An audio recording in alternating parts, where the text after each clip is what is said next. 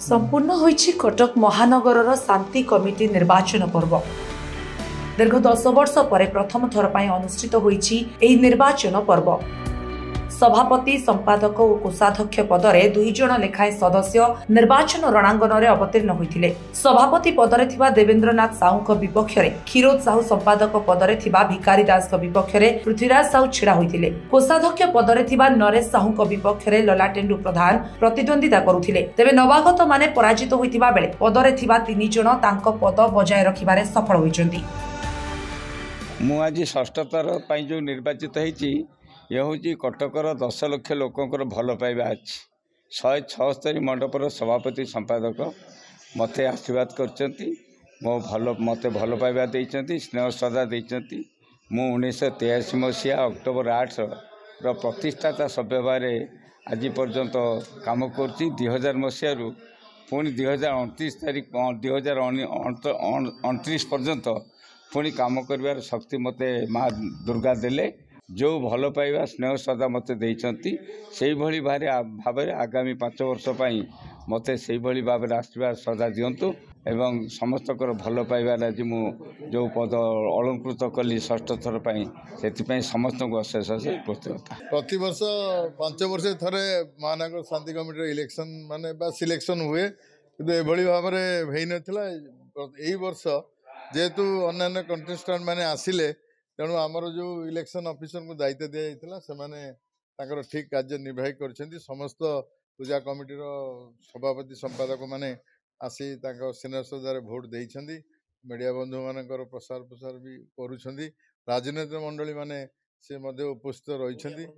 निश्चय माने कटक शहर जो 1000 वर्षर शहर तार ऐतिह्य परंपरा भाईचारा जो संस्कृति रही सी किपरि आउरी दृढ़ीभूत हबो आउरी त्वरान्वित हबो आउरी विभिन्न कार्यक्रम आम आध्यात्मिक सहर जिते पूजा पार्वण अच्छी सी पुणी किपरि भाव में भल भाव में चलो। कटक सहर गोटे एक भाव में रते पूजा सबू प्रशासन सहित आम संपर्क रक्षा करी आमर आम कार्य को आगे नवा। जेहेतु आज जो इलेक्शन है ये गोटे दिग्दर्शन दौची कौन पक्षपात नहीं।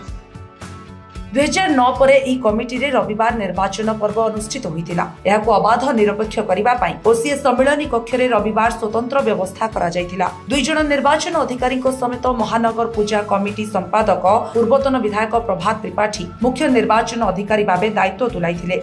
एही कमिटी आसंता 5 वर्ष पई दायित्व रे रहिबा सहित एहाको पूर्ण मात्रा रे कार्यक्षम करिबा पई नूतन पदवीधारी माने तांको अधीन रे भिन्न भिन्न पदवी पई सदस्य चयन करिवे, जार नेतृत्व रे सहर रे पूजा पार्वण आयोजन हेबो। एठी गोटे विचार भितरे भिन्नता थिला।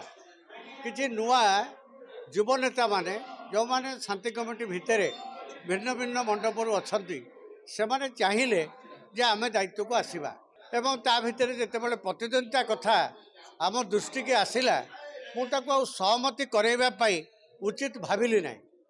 गणतंत्र कहार कंठरोध करवा उचित नुहे।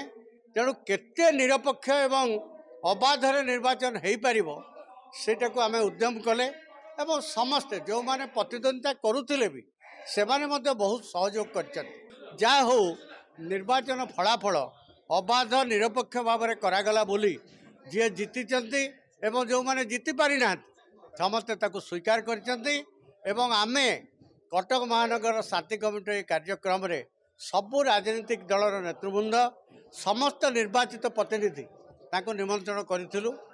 आज सुंदर भाव में शांति कमिटी निर्वाचन मुख्य निर्वाचन अधिकारी पूर्वतन विधायक बांकी प्रभात त्रिपाठी शांति कमिटीर अन्यतम पुरोधा तांको नेतृत्व में सुंदर भाव में आज निर्वाचन परिचालना करा एथिरे देवेंद्रनाथ साहू सभापति भाव में भिकारी दास संपादक भाव में एवं कोषाध्यक्ष भाव में नरेश बाबू सहित एवं जो माने हारी समस्त को धन्यवाद जनाऊँगी।